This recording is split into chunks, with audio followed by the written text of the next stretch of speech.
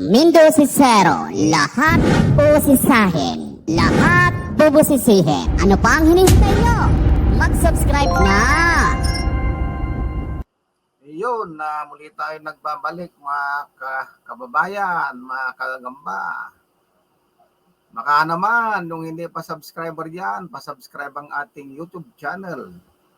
Papindot na rin ang notification bell para sa updated ng aking mga i-upload na video. At siyempre, huwag kayong mahihiyang mag-like at mag-share. Yan. Maraming salamat. Yan.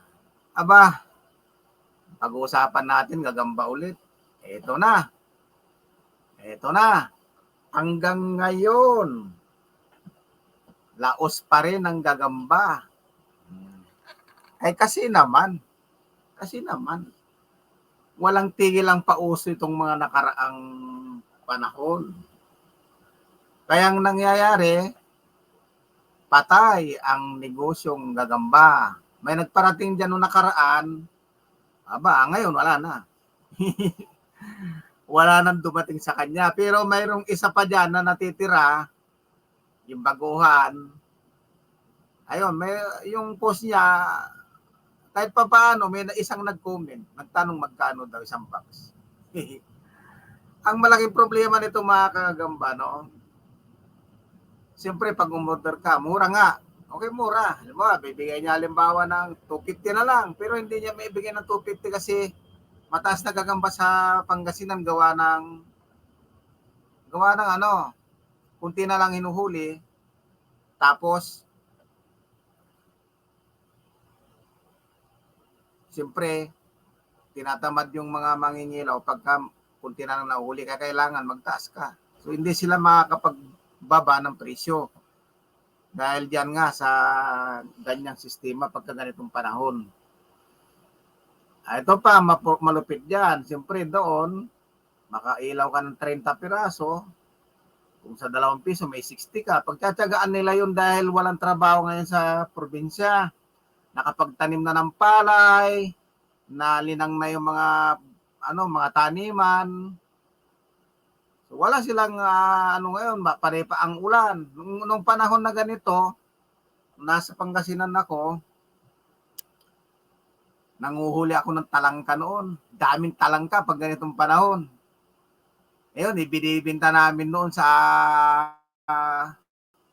bayan, nilalako ng tatay ko. Alam niyo magkano isang piraso? 20 centavos nung araw. Pero pag humuli ako, 2 timba. Yan, minsan makapagbenta ang tatay ko halagang 20 pesos nung araw. May 3 kilo na kami bigas kasi 5 peso ang 1 kilo nung panahon na yon. Pero ang gagamba hindi pa masyado noon. Wala pang umuhuli ng gagamba noon. Bali kami lang. Naglalaban-laban lang kami, magkakaibigan. Walang pera na involved nung araw mga kagamba. Pagkakagagamba ka, punta ka lang dyan sa likod bahay. Mamayang bago magdilim. Kaya lang ingat ka sa ahas. Muntik ako makagat dyan. Yung ahas palay kung tawagin, yung kulay dirdi. Nung kukunin ko ng ganyan, yung gagamba, nakaumang yung ulong ganon. Ganito lang kalaki yun. Na ahas pero mahaba, na kulay berdeng-berde. Kasing kulay siya ng palay. Berde. Kaya yung bakod, pag may halaman, kulay berde, kaya hindi mo siya mapapansin. Nung kukunin ko ng ganyan yung gagamba nakaabang din pala siya, kakainin din pala niya yung gagamba. Yun din pala ang sadya nung ahas palay na yun. Ang ahas palay kasi, humuhuli yan ng yung palakang palay, yung payat na parang transparent na palaka na basta payat na payat siya. Pag tumalon yun, may ihi ka agad yun, ihian ka nun. Yun ang inuhuli nung ahas palay. Pero pag walang ganon, inuhuli nung insekto. Kagaya ng gagamba. Oo, mabuti na lang napansin ko siya nakaganon na rin. Dadakmen ko na sana, siguro makikipagkunahan yun pagka tinampot ko yun.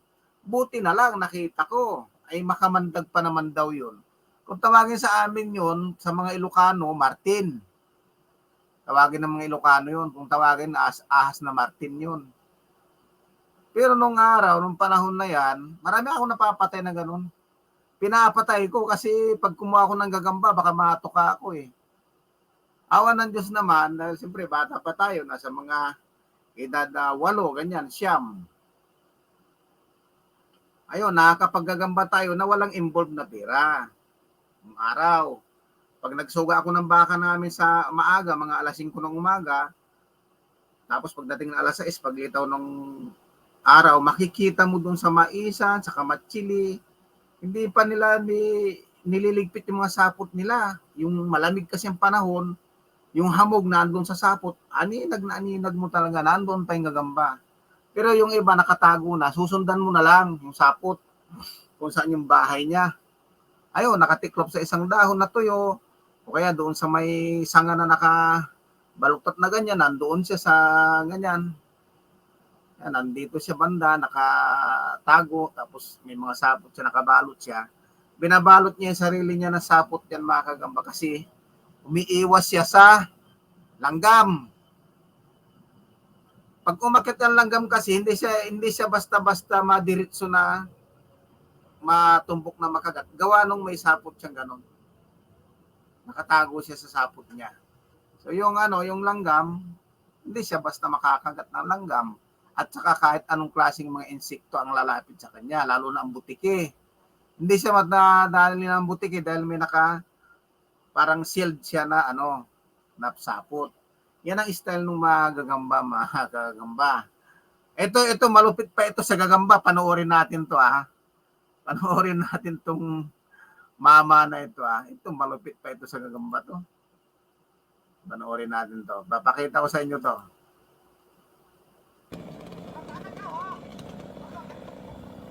Hoy, đừng có tụt cái thang lọt. Ayan malupit pa sa gagamba to. Ayan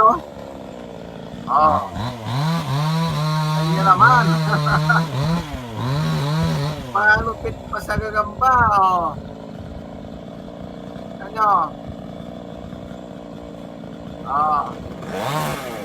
tingnan nyo. Wala pa sapot yan Hoy, đừng có tụt cái thang lọt. Hindi sa Pilipino.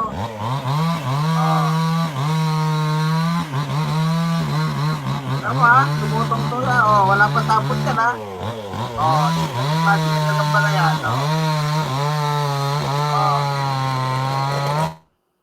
Ayan, puputulin yan. Ito yung klaseng gagamba na yan ito nyo? Hindi mo lang siya natinag. Ayun. So yan mga kagagamba. Malupit pa siya sa gagamba. Kaya lang pagka yan nalaglag yan huling kabanata na ng buhay niya yan. Kaya lang siyempre kapag ganyan mga kabataan, mga kagagamba, nung araw umakyat din ako ng buko. Walang tali-tali sa payan, akyat lang. Siyempre magaang yung katawan natin nung araw.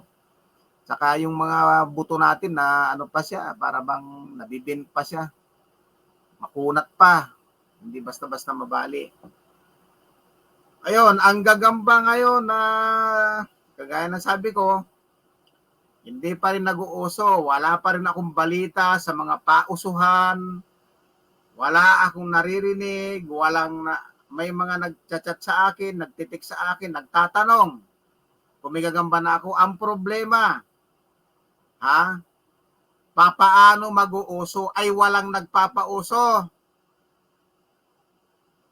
Hindi na ako nag-iikot. Tumigil ako sa gagamba dahil nawala akong napapala Sa YouTube channel, wala nagsusupport sa akin, wala akong views. Pagdating sa vlog, kahit man lang sana yung vlog ko, kumikita ako, maganda yung views, wala Tapos, dating mga deliver ko, rumikta na doon sa mga ahente ko sa probinsya, sila na nag-usap. Wala na. Patay na ating negosyo. Kaya ang gagawin natin, bago tayo maubusan ng balat, wala nang maisaing, siyempre, gagawa tayo ng paraan para kumita sa ibang bagay. At saka siyempre, maiwasan ko na rin ang gagamba dahil malimit akong magkasakit dyan sa gagamba na yan. Sa volume kasi ng pinaparating ko. Kita nyo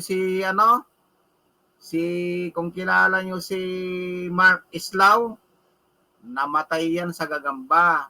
Namatay siya sa hika, pero doon na nga nag-trigger sa gagamba yung hika niya, yung matinding hindi na siya makahinga. Ayun, hindi na siya umabot ng ospital nung tinakbo. Ayan, so ayan ang update natin mga kagamba sa araw na ito. Kaya yung mga umaasa sa hanap buhay na gagamba, Bubusisahin. Lahat bubusisihin. Ano pa ang hinihintay nyo? Mag-subscribe na! yung ibang Mindos! sa gagamba lang umaasa, maghanap-hanap na kayo ng ibang hanap buhay. Alright.